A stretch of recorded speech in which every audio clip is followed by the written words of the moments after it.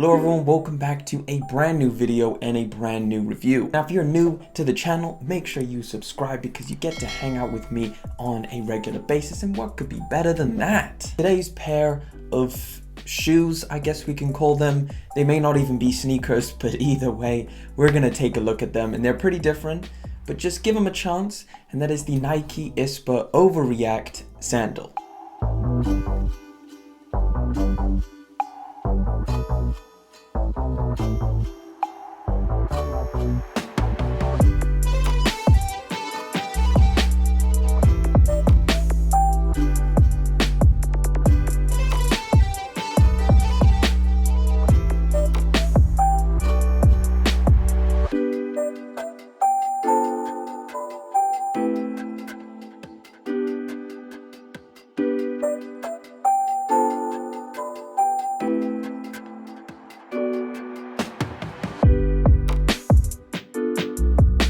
Alright, pulling them out. Okay, so regular ISPA box. These are they're getting pretty familiar at this point. We've seen quite a few different Overreact sneakers. In fact, I did a review on both colorways of the Overreact. So of course the ISPA box, ISPA, improvise, scavenge, protect, and adapt. It says it over here on the box. Issue 0.01, meaning nothing because it's the same on all of them. I don't know what that means. Let's whack them out. The Nike ISPA Overreact Sandal.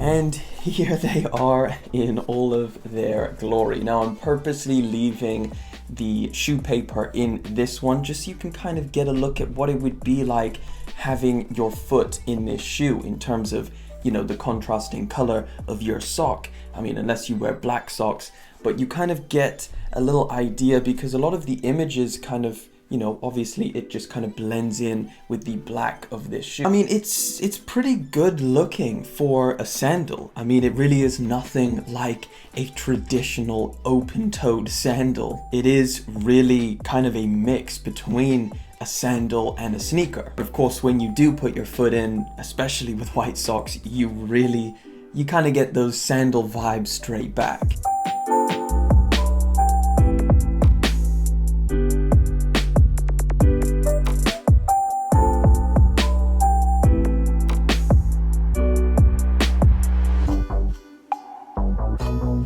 Generally speaking, your foot is pretty much covered, unlike a traditional sandal where your foot is generally, other than straps, open. Just because of how many overlays and different overlapping materials you have, it almost just covers your foot entirely. However, you know, you do get these gaping holes specifically on the top and on the sides of the shoe. Yeah, this is a crazy design, but so is the sneaker version of the Overreact. They're both, I mean, pretty similar. They're both pretty crazy and wild designs. But I can tell you, no matter what it looks like, how it feels on feet is a completely different story.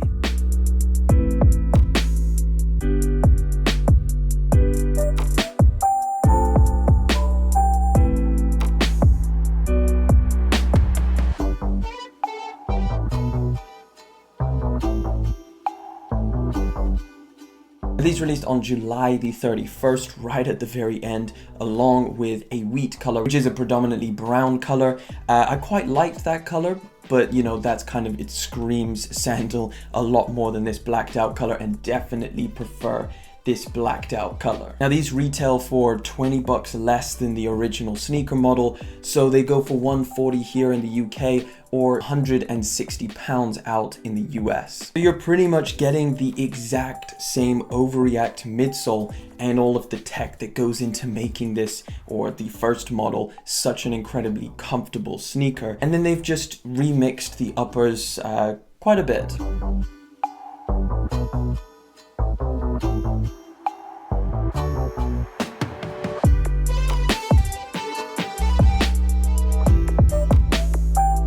starters, the upper it's pretty complicated. There's a lot going on, and especially when you look up close and see all of these different materials and all of these little weird design aspects. I mean, I mentioned the first or the original sneaker model had so many little details to it, and you pretty much find the exact same thing on this shoe here. So we're going to start over on the toe box, and this is where you see it has this kind of rubber material protecting that toe cap area. And obviously this works great as a mud guard or kind of protecting you from, you know, whatever terrain or conditions it is, obviously to some extent because it is a sandal. The lacing system is also very different. It's pretty simple in terms of how it works. It basically just uses these very rugged kind of straps to weave in and out of the shoe. It wraps around to the back, and this is how you tighten it. So you're essentially just pulling on it and then lace locking it in here with this little toggle. I mean, it is relatively simple. However, I found it pretty tough to get adequate lock. You know, I did have to pull this down, and it almost feels like it's just a little added extra, and the reality is they're not really saying you should tighten this up that much. However, it does work and it is functional. I would just say, you know, it's not as functional as I would have liked it to be. Pulling on it is very tough, and then trying to release all of that is also pretty tough. Generally speaking, the way that this shoe is constructed is almost like a sock inside. So you can kind of feel there's all of this really soft, stretchy material for the inside of the shoe, and then you have a bunch of other materials on the exterior overlapping all of that material. You can see this material kind of poking through on the inside, and that's generally what is covering your foot when you're inside of this shoe. It is very stretchy, so again, it feels pretty good on foot. Now for the overlays, you were generally getting this kind of, I mean, I would say suede, but really it feels like a felt material. And you're also getting these tiny little aspects of some kind of synthetic leather material, which you really just see slightly peeking through on the toe box area, just underneath that rubber material, and a tiny little section on the medial and on the lateral side. Again, all of these materials are weaving in and out of each other, so it's really just a case of it's there, but you may only see a small little part of it. You get this really weird Velcro material, which nothing attaches to it, so I really don't know why it's there. I mean, it's strange to think that they specifically added a section of Velcro with no purpose. So maybe I'm missing something, but as far as, I mean, there's nothing left in the box. You just get some random Velcro. I guess you could stick something to that if you wanted to. And the back of the sneaker comes in that same kind of rubber material that you find on the toe box, and it kind of wraps around your ankle again for some extra support. And the midsole is probably the best part about this because it is that solid React material. Nike removed the Strobel board as well as the insole. You're literally walking on top of React, which I think feels really, really nice. Now, in comparison to the sneaker version, I mean, it feels the same, but at the same time, it feels different. Of course, it having an identical midsole to that sneaker version, it feels very similar on foot. However, you definitely feel that the upper is pretty different. Changing out that Flyknit for all of these different textile overlays feels different on the top of your foot. Couple that with this large amount of breathability that you get on this shoe. I mean, it being a sandal, of course you're gonna get that, but there's also a big weight difference. This is a lot lighter. Now, sizing and fit, I mean, I went true to size exactly the same as I did on the sneaker version, and that felt perfectly fine for me. I would kind of recommend going true to size on these. It also fills a gap I don't know if it necessarily needed to fill. It's such a weird mix between a sandal and a sneaker. It's like, well, which one are you? Don't know if literally just opening up the top makes it a sandal.